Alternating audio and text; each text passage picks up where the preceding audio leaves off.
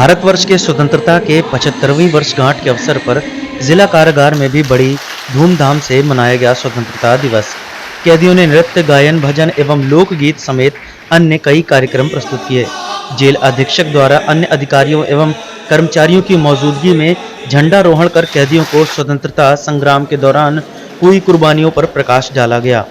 Jail के अंदर सबसे बुजुर्ग कैदी द्वारा सभी कैदियों की मौजूदगी में ध्वजारोहण कराया गया। उन्होंने कहा कि जेल में कैदियों को अच्छी शिक्षा देकर समाज की मुख्य धारा से जोड़ा जाता है। आयोजित कार्यक्रम के दौरान जेल अधीक्षक ने कहा कि जेल कर्मी व अधिकारी अपने अंदर सुधार लाएं।